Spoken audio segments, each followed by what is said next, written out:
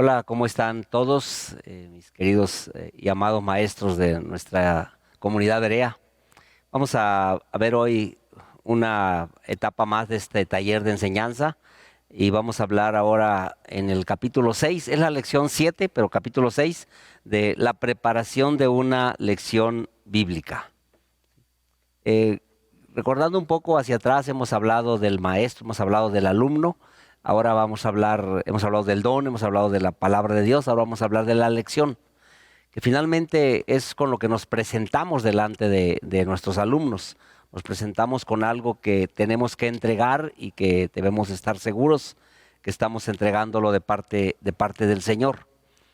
Tenemos que entender un poco hacia atrás, yendo a nuestro maestro modelo que es Jesús.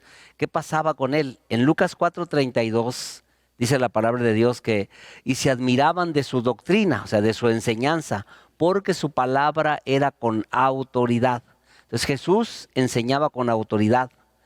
Esta autoridad divina le daba poder, le daba dominio sobre lo que predicaba. Así es que el maestro debe demostrar autoridad divina. Finalmente está ejerciendo un don espiritual dado por el Señor. En los tiempos actuales, lamentablemente, con frecuencia, la enseñanza de muchos maestros en las iglesias es sin autoridad, ni autoridad espiritual, ni autoridad natural, sin convicción de lo que se enseña.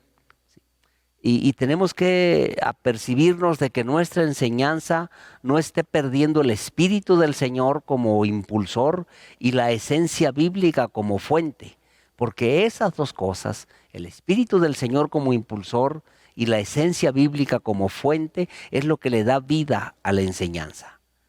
Y la autoridad del Señor a través del maestro viene cuando uno, además de conocer bien el tema que desea enseñar, lo ha aprendido a vivir. Así es que preparar una lección tiene muchas cosas envueltas, pero si tendríamos que hablar de dos primordiales sería entender bien lo que voy a enseñar, pero también vivir lo que voy a enseñar.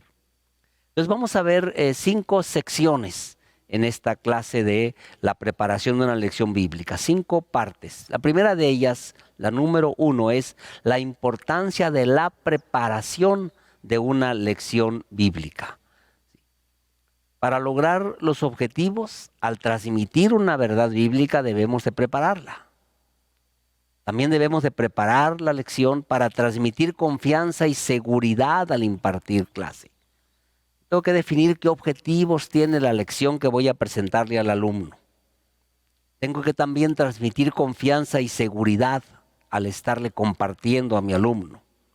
Y también preparar la lección bíblica me ayuda a mantener el orden y la disciplina. Una lección bien preparada me permite mantener orden en el grupo y disciplina del grupo. Con frecuencia yo escucho maestros que se quejan de que hay alumnos que los sacan del tema. Preguntas fuera de contexto que los hacen salirse del tema. Pues déjame decirte, consiervo maestro, que en una buena medida sí se debe a que sí hay alumnos difíciles, pero en una muy buena medida se debe a que no está bien preparada la clase y eso no permite mantener orden y disciplina. También ¿por qué preparar una lección bíblica? Para eliminar dificultades ante preguntas inesperadas.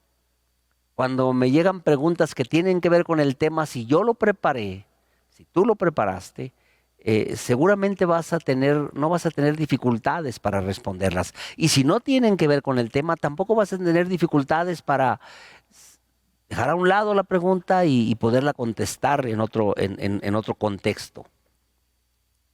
También es necesaria la preparación de una lección para obtener el interés de los alumnos y luego de obtenerlo, mantener el interés de los alumnos. Hay una anécdota que yo comento con frecuencia y la quiero repetir hoy. Yo viví en una buena etapa de mi vida estudiantil entre alumnos, entre compañeros, entre jóvenes que estudiaban en la normal. Ellos se preparaban para maestros y yo para ingenieros y muchas vivencias de ellos recuerdo. Pero hay una que recuerdo mucho un día. A uno de ellos, un amigo mío, le di un raite a donde iba a preparar su clase. Me acuerdo que el domingo anterior había sido 20 de noviembre y le llevé sus cosas y todo a ese pueblo donde iba a presentar, a practicar, ¿sí?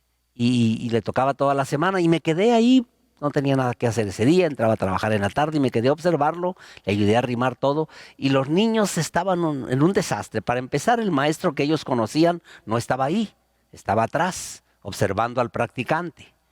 En segundo lugar, pues el joven que tenían enfrente era desconocido para ellos y no le prestaban mucha atención, pero lo peor era que los había llevado el maestro el día anterior a la ciudad, al desfile del 20 de noviembre, y estaban alborotados todos los niños platicándolo. Y Cheche, que así se llama mi amigo, trataba de llamar su atención y decirles, y ellos estaban locos platicando lo que sucedía, y que Pancho Villa, y que Venustiano Carranza, y que si los caballos, y que si los soldados, y emocionados con un desfile que nunca en su vida habían visto los niños del pueblo. Y mi amigo trataba de llamar su atención y no podía, y de repente vi que empezó a pegar sus láminas en el pizarrón, empezó a pegar lo que había dibujado ahí de la clase que había preparado, a poner todo, mientras los niños eran un desastre. Y de repente oyó que alguien dijo, Pancho Villa, y él dijo, Pancho Villa, Pancho Villa. ¿Vieron a Pancho Villa? Y todos voltearon a verlo ahora Cheche. Sí. Y después le dijo, ¿y vieron a Venustiano Carranza? Sí, todos. ¿Y vieron a Emiliano Zapata? Sí. Ah, les dijo, pues Villa, Zapata y Carranza también tenían aparato digestivo como este. Y de ahí los jaló al pizarrón y se agarró con la clase. ¿Qué había hecho? Había preparado su clase y tenía cómo captar, obtener la atención del alumno y luego pudo mantenerla. A mí me dio mucha risa, a mí me divirtió mucho. Es más, me lo cotorrié 3 meses al Cheche, yo creo, con eso. Pero a lo largo de mi vida como maestro bíblico me ha ayudado mucho haber sido testigo de esa experiencia. Prepárate, ¿sí? Prepara la clase, hazlo con todas las ganas y te va a ir mucho mejor. Segundo punto, lo que debe hacer el maestro antes de preparar una lección. Antes de preparar una lección, el maestro debe leer y estudiar la Biblia. Y después de leer y estudiar la Biblia, pues informarse en algunos libros auxiliares, concordancias, diccionarios. También, antes de preparar una lección, el maestro, ante cualquier duda que tenga, debe consultarla en lugares confiables, con otros maestros, con sus pastores. Nunca debe improvisar. Nunca llegues a dar una lección sin tener todo el sustento bíblico completo. También debes de preparar la lección con anticipación. Todavía hay muchos maestros en muchas iglesias que no vieron su lección que van a compartir al día siguiente hasta la noche anterior o no la prepararon hasta el día anterior. Hay que prepararla con anticipación y algo muy importante también antes de preparar una lección, ora por la lección que vas a dar y por los alumnos a los que se los vas a compartir. En un taller de enseñanza que damos en la iglesia, que se llama Nunca, nunca, nunca dejaron de enseñar. Entre los temas que se ven, existe uno que se dice que el maestro siempre tiene 2 corazones delante del Señor. El corazón propio, para que el Señor lo prepare, lo limpie, y el corazón del alumno, para que el Señor trabaje en esa tierra para hacerla buena tierra. Así es que ora por la lección que vas a dar y por los alumnos que la van a recibir. El tercer punto, en esta preparación a la lección, te comento algunos pasos sugeridos para la preparación de una lección bíblica. Primero, estamos asumiendo que tú preparas la lección, tú la preparas, lo cual es en buena medida algo que muchos maestros debiéramos hacer algunas veces en nuestra vida. Estamos acostumbrados a recibir una lección, recibirla ya hecha. Ahorita vamos a hablar de eso. Pero aquí estamos hablando de estos pasos para preparar una lección. Cuando hay un tema que compartir, pero no hay lección, sino tú tienes que prepararla. Algunos pasos sugeridos para prepararla. Primero, el título debe ser corto, debe de ser atractivo. Por ejemplo, en Lucas 15:4 nos habla de la parábola de la oveja perdida. Un título de ahí es una ovejita perdida, así, sencillo, ¿no? Algo simple. En 1 de Samuel 17 se nos habla del encuentro entre David y Goliat, de cuando David llega a buscar a sus hermanos. Todo el capítulo 17 del primer libro de Samuel nos narra eso. Y si tú quieres dar una lección, preparar una lección, y ahí tienes que pensar en un título corto. En el versículo 45, perdón, para mí está el mayor evento de ese capítulo. Cuando le dice, en 1 de Samuel 17:45, le dice David a Goliat: tú vienes a mí con espada, lanza y jabalina, pero yo vengo a ti en el nombre de Jehová de los ejércitos, el Dios de Israel, a quien tú has provocado. Ese es el punto de quiebre de esa conversación. Lo que hace ahí David es algo que yo le pondría de título a una lección sobre 1 de Samuel 17, llevando la batalla al cielo. Le deja bien claro David a Goliat: el pleito no lo tenemos tú y yo en este llano. Mis piedritas contra tu espada. Lo tienes tú contra Dios. Sería un título apropiado, llevando la batalla al cielo. Un título que dejaría muchas lecciones. Entonces el título de la clase, piénselo, debe de ser atractivo, debe de ser corto. El texto bíblico base también debe de ser muy conciso, muy conciso. Si uno quiere hablar, por ejemplo, de salvación, buscar Mateo 18:11, porque el Hijo del Hombre ha venido para salvar lo que se había perdido, hablando de la oveja, por ejemplo. Ver ese tema y buscar un texto bíblico que concisamente me diga lo que quiero transmitir. Hay que pensar también en las edades de los alumnos, no solamente la edad física, cuando son niños, sino también la edad espiritual. ¿Qué tengo? ¿Visitas? Como nuestra clase de encuentros con Jesús. ¿Nuevos creyentes? Como en mi clase de caminando, de conociendo a Jesús. ¿Qué tengo? ¿Nuevos miembros de la iglesia? Como en mi clase de profundización espiritual. O tengo discípulos en proceso franco de crecimiento como discipulado 2. Entonces debo de pensar en esas edades físico-espirituales de mis alumnos. También debo de pensar en ese nivel espiritual, social, cultural de los alumnos. Debo de entonces transmitirlo en un lenguaje que ellos lo puedan entender. Ahora tenemos el punto número 4. El punto número 4 es el análisis de la lección bíblica.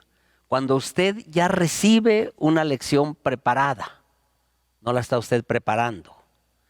Entonces, cuando usted recibe esa lección, debe de primero leer sistemáticamente la porción bíblica que recomienda esa lección que usted recibió. Es aconsejable, a la luz de esa sección bíblica, que usted realice un autoanálisis de usted mismo, porque entonces le va a ayudar mucho más a comprender el mensaje y poder transmitirlo. Entonces, en primer lugar, ya tengo una lección que voy a dar porque está en el manual del grupo de que soy maestro. Lo primero que tengo que pensar es, ¿qué me dice a mí este pasaje bíblico? ¿Qué aprendo yo de este pasaje bíblico, espiritualmente hablando? Y después de eso, empezar a analizar el pasaje con algunos pasos muy fundamentales que podrían ser los siguientes. ¿Qué encuentro en este pasaje bíblico con respecto al escritor y a los destinatarios? Hay un tema de una lección. Ahí está plasmada la lección en un manual. Pero muchas veces quien redactó la lección no vio la periferia. El maestro sí debe de verla para poder entregar mejor. Entonces empezamos a ver la periferia. ¿Quién es el escritor? ¿Quiénes son los destinatarios? ¿Quién escribe? ¿A quién le escribe? ¿Quiénes son esos destinatarios y dónde más se les menciona en la Biblia? ¿Dónde viven? Y según dónde viven, de quiénes están rodeados, de qué vecinos están rodeados. Por ejemplo, cuando el apóstol Pablo escribe a la iglesia de Corintios, una iglesia tremendamente enriquecida espiritualmente, pero rodeada de una carnalidad tremenda por el entorno donde vivían, y carnalidad, sensualismo que había invadido a la iglesia. Entonces, analizar eso siempre es bueno. Con respecto al tiempo del pasaje, ¿de qué época me está hablando el pasaje? Relacionarlo, lugar, tiempo. Y entonces me puedo preguntar, esas palabras que me está narrando la Escritura, ¿en qué tiempo se llevaron a cabo? ¿O qué había pasado antes en la historia cuando eso está transmitiendo el Espíritu Santo? ¿Qué pasó después? ¿Con qué lo puedo relacionar de festividades, celebraciones? ¿Sí? Ver el tiempo del pasaje. También ver la historia del pasaje. ¿Qué historia está inmersa en ese pasaje? Si enfocamos las personas, ya lo vimos, podemos enfocar el tiempo, podemos enfocar el lugar. Ahora, la historia. ¿Cuál es el principio y el fin de esa escritura, de esa porción? Ahora, ¿qué influencia puedo yo encontrar en otras personas de ese mismo pasaje? Por ejemplo, cuando estudiamos Romanos, y vemos en Romanos muchas cosas doctrinales que vienen ahí. Podemos encontrar cuando dice, mas el justo por la fe vivirá. Y lo leíamos eso cuando estudiábamos Romanos. ¿A cuántos hombres tremendos de fe, como Martín Lutero, ha impactado ese pasaje? Y siempre es bueno saber un poco de la historia de ese pasaje. Luego, con respecto a la interpretación del pasaje, tenemos que ver que la interpretación del pasaje tiene que a veces ver con la situación de la temporalidad. ¿Por qué? Porque la forma de gobernar ha cambiado, porque la forma en que se estructura la vida social ha cambiado. Entonces tenemos que entender bien, cuando en la Biblia dice Señor, en un tiempo en que el César era Señor, está hablando de que decir Señor era reconocer a alguien como el propietario de mí y de lo que soy. Entonces, dimensionar eso correctamente y saber que si yo le quiero decir Señor al Señor, es porque tengo que estar consciente de que soy su propiedad. Entonces, ver con dos preguntas, tratar de resolver las dificultades para tratar de llevar lo que me dice el pasaje al contexto actual. Entonces ver cuáles son las costumbres del tiempo del pasaje que estoy leyendo y cómo interpreto esas costumbres en el tiempo actual. Recordemos algo, la Escritura se interpreta con la Escritura, no con libros de sociología ni de psicología. Entonces todos estos pasos que estamos viendo es a una lección recibida ya hecha, tengo que analizarla y tengo que interpretar el pasaje correctamente. Si usted ya pasó por Discipulado 2, pues mire, tome su manual de Discipulado 2 y eche mano de las reglas de estudio bíblico, con la finalidad de llegar a una interpretación lo más completa posible del pasaje en el Espíritu Santo. Y luego vamos a ir a la enseñanza del pasaje. ¿Cuál es la enseñanza central de este versículo o de esos versículos? ¿Qué significa esa escritura que estoy analizando? Ahora, si la vida cristiana, toda la vida cristiana, tuviera como única norma ese pasaje de la escritura, ¿cuál sería la enseñanza primordial de aplicación completa que puedo sacar de ese pasaje? Con todo eso después uno tiene que definir el propósito de la clase. Y luego entonces ya entendiendo la lección que me fue dada, pero ya la analicé a la luz de la escritura contenida en esa lección, tengo que preparar mi introducción al tema. Muchas lecciones traen una introducción muy parca, muy corta. o una introducción elaborada para otro contexto. El maestro debe de elaborar la introducción adecuada a la lección o a su contexto. Debe de ilustrar el tema. ¿Cómo voy a ilustrarlo? ¿Cómo voy a ponerlo atractivo? Y luego debo de desarrollarlo para no perderme, para ir viendo cada punto de la lección de forma completa. Una vez que lo desarrollé, debo de aplicarlo, encontrar exactamente dónde quiero que quede en el corazón del alumno la enseñanza central de esa escritura y luego concluir, hacer un cierre total de todo. Esos son los 11 pasos que debo de cuidar respecto a la enseñanza de un pasaje. Ya recibirás este material por separado para que lo leas detenidamente, así como te mandé recientemente las últimas 3 lecciones que te compartí. Punto número 5. ¿Cuáles son las metas que debe tener un maestro de la Escritura? La primera meta es que el alumno aprenda la lección y reciba el espíritu de la enseñanza. ¿Para qué estoy ahí? Para enseñar. ¿Para qué está el alumno ahí? Para aprender. De modo que mi meta debe de ser que el alumno aprenda la lección y que el espíritu contenido en la enseñanza, el enfoque que Dios quiere darle, lo reciba. Para que se cumpla la segunda meta, que la vida del alumno vaya siendo transformada. Recuerden que enseñar es provocar un cambio permanente de actitud.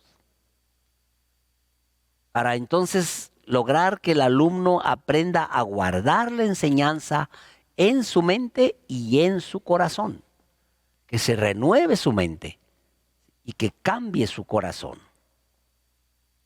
Debemos de conocer al alumno también, porque una meta de un maestro es que las necesidades espirituales del alumno encuentren respuestas. Hay necesidades espirituales naturales a las edades. Los adolescentes tienen necesidades espirituales específicas, generales de su edad, además de las necesidades personales. Bueno, debemos de procurar que esa confusión en que están, esa efervescencia mental y corporal en que viven, encuentre respuesta en la Escritura a través de lo que nosotros como maestros les compartimos.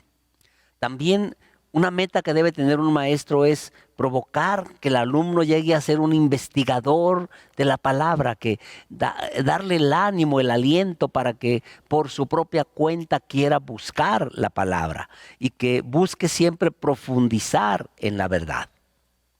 Y otro objetivo que debiera de ser constante en nosotros, que el alumno llegara también a ser maestro. El alumno puede encontrar, si lo tiene, un don espiritual de la enseñanza dado por Dios y que nosotros, partiendo del modelo perfecto que es Cristo, podamos llegar a ser modelos para el maestro, para el alumno, perdón. Esas son las metas que debe de tener un maestro de la Escritura. ¿Sí? Ahora, cuando nos encontramos con estas metas, algunas de estas metas nos pueden parecer demasiado inalcanzables. Ciertamente puede ser. Podemos pensar, y más cuando vemos a los alumnos que tenemos, que quizá nunca se puedan lograr algo, pero recordemos algo. El conocimiento tiene mucho que ver, ciertamente. Pero no olviden, hermanos, que nosotros somos sembradores. Y el crecimiento lo da Dios. Decía Pablo, yo sembré, Apolo regó, pero el crecimiento lo ha dado Dios. Entonces, si queremos que esas metas se logren, tenemos que entender algo. Nosotros como maestros debemos de ser humildes. Ciertamente poderosos en la palabra. O sea, conocer la palabra, entregar la palabra, describir la palabra. Pero debemos ser humildes en nuestros corazones y tomar para nosotros mismos como algo muy especial la obligación de orar por nuestros alumnos para su crecimiento. Y entonces Dios lo hará. Seguro, seguro que Dios lo hará. Podemos estar completamente seguros de ellos. Ahora, ¿cómo le hago, no? Tengo que tener una vida entregada a mi ministerio. Ser maestro no implica la asistencia a la iglesia, ni siquiera la toma de un taller de enseñanza. Ser maestro implica una vida y un corazón entregado continuamente al ministerio hermoso de transmitir las verdades bíblicas para que los corazones sean cambiados. Ahora, solo con una compenetración profunda en esto, el maestro se sentirá impulsado por Dios, listo para servirle al Señor y interesado en conocer la necesidad de quien tiene enfrente, las condiciones del corazón de aquellos que cada semana quizá o en cualquier periodicidad llegan delante de usted como maestro a que usted le comparta la verdad de la palabra de Dios con el poder que ésta tiene cuando es bien compartida, porque es bien entregada. Y eso solo depende de su corazón, porque si el Espíritu Santo le ha dado a usted el don de la enseñanza, no cabe duda que Él lo quiere usar. Usted también debe querer que Dios lo use. Entonces, la pregunta que constantemente debe tener el maestro es, ¿cómo hacer para preparar una lección que alcance el corazón de mi alumno particular? Pensando en cada uno de ellos. Y ahí sí tendría yo que decirle que el Señor nos ayude a tal fin para que cumplamos responsablemente nuestra misión. Si son niños, sembrar en ellos una palabra que a su tiempo dará fruto. Llevarlos por un camino desde niños del que seguramente no se apartarán cuando fueren viejos. Con esa fe, si son mayores, debemos de ayudarlos a sacudirse todo peso del pecado que los asedia y a correr con paciencia la carrera que tienen por delante. Y quiero terminar esta clase, esta lección, después de estos 5 puntos, nada más enumerando algunas sugerencias más. Sugerencias. Primero, piense en el auditorio. Es muy importante que usted esté bien consciente de qué tipo de personas tiene delante de usted. Edades, condiciones, cargas.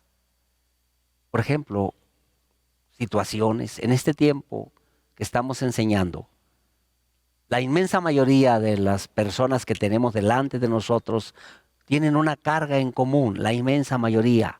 ¿Cómo puedo salir confiando en Dios? ¿Cómo puedo seguir confiando en Dios, en medio de la situación global que estamos viviendo? Y cada vez que compartimos algo, aunque no debemos hablar solo de eso, tenemos que pensar que es una situación que mi auditorio tiene en este momento. Yo debo de pensarlo al estarle a usted enseñando. Por eso le he preguntado en otras ocasiones de este taller, hermano, amigo, consiervo, maestro, ¿ha usted meditado en estas semanas en qué tanto le quedó a deber al Señor en el ejercicio de su ministerio? ¿Le ha pedido perdón por ello y le ha pedido que lo saque adelante de esta contingencia para entonces, reconociendo nuestras fallas, servirle con muchísimo mejor corazón y entrega, por ejemplo? Porque el auditorio que tengo enfrente de mí tiene esa carga, como yo la tengo. Lo otro, segunda sugerencia, cultive su autoenseñanza responsablemente. No se arriesgue usted a ser un obrero avergonzado. Trace bien la palabra de verdad. Trácela bien. Instrúyase para eso.